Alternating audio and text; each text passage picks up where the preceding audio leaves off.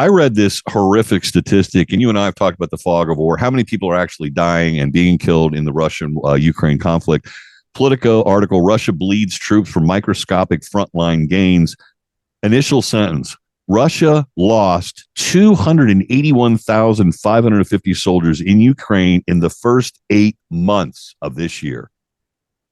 I'll just tell you, I don't believe that for a second. And I was going to say, even if it's half of that, we lost, what, 54,000 Americans fighting the Vietnam War for more than a decade, 15 plus years?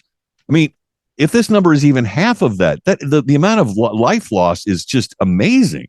Yeah, I don't think it is even half that. And you've seen the Institute for the Study of War, which is big time pro-Ukraine, revealed over the last couple of months, especially, that Russia has significantly changed its tactics to where they have focused on firepower to destroy the Ukrainian armed forces and minimize the exposure to their troops, and they are succeeding at that. And I have recently talked to two separate people in the U.S. military hierarchy, I'll just say, with access to classified information, and they have not revealed exact information, but they said that is wildly out of proportion, that's what people want people to believe in the West so that they keep supporting to think they're succeeding.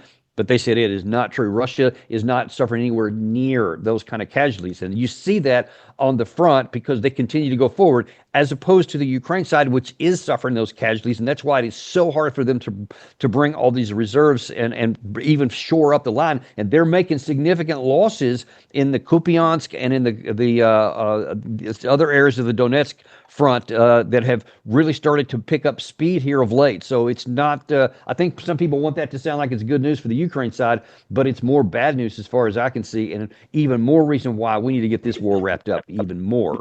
Well, your comments are reflective of exactly why I brought this up, because I read the statistic this morning with a huge measure of skepticism, because where do they pull these figures from? I don't know, but the volume of casualties just seemed unimaginable. Any chance that peace might break out, given that we've got some steps in the right direction between Israel and Hamas, that it might catch on between Russia and Ukraine? Well, President Trump wants that, and he would love to have it. The Russians, obviously, they would like to have it too on their terms. The problem is, and I just got to be honest, the problem is that the Ukraine side and the European side don't. They only want peace on their terms, and they are pressing hard to get that. That's why Zelensky will be in town on Friday to talk to President Trump to try and really get him to release Tomahawk missiles, which Trump said he would consider doing. I hope he doesn't, and I don't think that he really is, because that would only exacerbate and raise higher the possibility of a clash with Russia, which they said this is different because a Tomahawk missile can contain a nuclear warhead, where the others can't. So it's a bigger red line. I don't want to find out if they mean that or not. So I'm all for getting this deal wrapped up quickly. Amen to that, Daniel Davis. And plus, you also pointed out in our previous conversations, if we give them Tomahawks, it's going to require American military personnel to operate them, which means we're in a fighting war with Russia, and nobody wants that. Well, the whole world was on full display yesterday. You had representatives from, I think, every country, or every continent, rather, except Australia, showing up for the initial signing of what looks like, dare I even say the words out loud, peace in the Middle East, at least between Israel and Hamas. What an amazing development. Your reaction on this? The stars clearly aligned for a variety of different reasons, which allowed this to come together. But I think the idea that you've got what I will characterize as the world, the leaders from the world on one side, and you've got Hamas obviously isolated from a global perception, they were backed into a corner.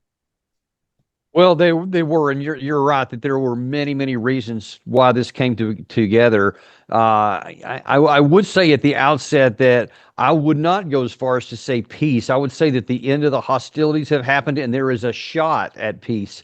But even within the terms that are set out here, there is a two-phased operation. Phase one was basically a ceasefire and a return of the hostages from both sides, which has taken place. But phase two hasn't even been negotiated yet, and there are still a lot of problems to go with that. So I don't want to get too optimistic, but I am incredibly grateful and happy that the cessation of hostilities has happened, because I've always said you got to get the killing of the innocent people stopped first to even have a shot at an enduring peace. And it's going to be really hard, but listen, we got to give props to President Trump, because it's not just that Hamas was isolated. They've been isolated. It's also that President Trump was willing to put pressure in both directions on Hamas and on the Israeli side, because as you certainly know, there's many on the Israeli side that did not want a ceasefire. They only wanted a military victory. So everybody had to give a little something to get here, and President Trump put the pressure wherever it needed, and then he got the support from all those countries across the world, like you mentioned. So he gets full props for that, and our great hope that this does translate into an enduring peace. Yeah, no one is more hesitant to declare peace in the Middle East than me, sir. I've been down this road before, only to be met with disappointment. So yeah, as I've repeatedly said on the show here, devils in the details. One of those devils, though, talk about getting the players to negotiate, getting the border with Egypt open to allow the back and forth flow of humanity and humanitarian relief, and that was a big step as well. Yeah, it was. And in fact, I think that they're getting nearly all the old fences and all the entrances opened up so that you can get up to 400 trucks per day for now, ramping up to 600. That's the plan anyway. We'll see if that happens, but that is a massive increase over what it has been. And also, there were only 4 feeding spots for the entire Gaza Strip. Almost all of the 3 of the 4 were in the far south. Now, then, they're going to spread that back out. I guess the initial withdrawal line, the so-called yellow line, perhaps you heard about that. That will still leave Israel in control of about 58% of the strip. So in that remaining 42%, now more vehicles with food is going in to start alleviating and ending the suffering that was going on with the food shortages. So that's another a good start on there. But like I say, there's still a lot of challenges to face, even in the near term.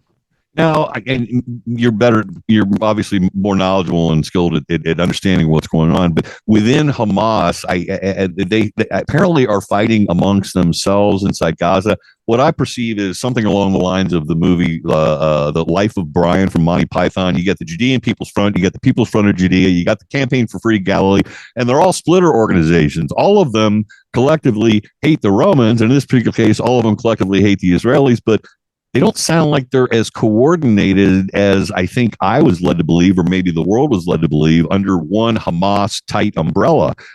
That's why, at least I understand, this is where you are to correct me when I'm wrong, why they can't identify or locate some of these dead hostages. They don't quite know where they are because they're being held by various splitter organizations, or am I wrong? Yeah, I'll address both of those issues. First of all, with the issue with the hostage, part of the problem, in fact, the main problem with identifying the deceased hostages is that many of them were buried or I guess just laid in some of the areas where subsequent Israeli airstrikes leveled the building and the whole thing got buried. So they don't even know where they are or can't reach them. And so that's going to take a lot of time. And you've seen all those pictures of the whole Gaza Strip basically being rubbled. So it's understandable that that's going to be incredibly difficult as far as that goes. But the second issue there, I think, bears some analysis that there have been significant firefights between Palestinians and Hamas of late because, listen, many times I think on your show I have had issue with the Israeli government about things they do. They're the ones that are dropping bombs, etc. But man, you can't go much farther without saying that Hamas has been the absolute most catastrophic thing to happen to the Palestinian people since this thing began. Because whatever they thought they were going to accomplish on 10/7/2023, the end result has been mass destruction of the entire place and the suffering of the Palestinian people. They're tired of that. They're tired of as you said, they're tired of the Israeli side who's been putting the bombs, but they're as tired and maybe more so on the guys that kept this going. So they want them to get out. They want them to leave and give them a chance to actually have some sort of deal going forward where they can have a chance and a hope for a future. And I think that if Hamas doesn't make good on its promises to leave, etc., they may find more trouble with the Palestinians than with the IDF. Isn't that what I'll say local conflict, like within Gaza and among the leadership of Hamas or lack thereof? Isn't that sort of the general concept that the Middle East is now sort of embracing, beginning with the Abraham Peace Accords? If we all just agree that we're tired of terrorists, we're tired of fighting each other, if we just start trading and playing nice together, regardless of our differences, we're all going to benefit economically. It's going to be a powerhouse area of the world. Just put the damn guns down. So it's kind of a miniature version of the broader challenge in the Middle East, which seems that we are definitely making progress toward resolution of these conflicts between the various Arab countries. Well, listen, the Gulf Corporation Council has been for more than a year emphatically saying a lot of those things. They say we want to have improved relations with Israel. Of course, President Trump, it's his signature thing, so he would love the Abraham Accords to expand. Israel has recently said that they want, Netanyahu specifically, they want normalized relations with the rest of the Middle East. So that is on the table, that all the main parties have an interest in doing that. But that's going to require some giving, especially on the Israeli side, because, like I said, internally, a lot of them want to have a military victory here, and then they want to get this other stuff. But if it doesn't it result in the Palestinian people having some kind of future and a hope, and whether that's a distant possibility for a state of their own or some kind of autonomous freedom where they can thrive as a people, at least the hope of it, then the rest of the GCC probably is not going to be willing to do that. But if they can get there, then I think we actually have a broader shot. So there is a possibility, there's a path to potential peace, but it's going to take a lot of hard work, but it is there. So that is good news. Step in the right direction in connection with the Middle East. I'll take any step in the right direction, Daniel Davis. Really quickly, you mentioned Hamas. Obviously, they've been the disrupting factor. They ruled that area. They were the governing force. Who steps in if we assume Hamas is out? What coalition or what group of acceptable people is going to step in to provide the leadership for this region? Well, that's the what's going to have to, that's part of the fly in the ointment, the difficulties, because Israel has said they have to approve whoever goes in, but the Palestinians say we want to choose who is going to lead us, not have it given by our enemy that over the last 2 years, et cetera. There is a guy named Marwan Bukhari, who is long respected among all the different Palestinian factions, and they want him. But for some reason, Israel has not released him yet, even though they asked him in this prisoner exchange that just happened. We'll see how that works out. But the Palestinians, minus Hamas, they want to decide that on their own, and that's one of the next near-term challenges.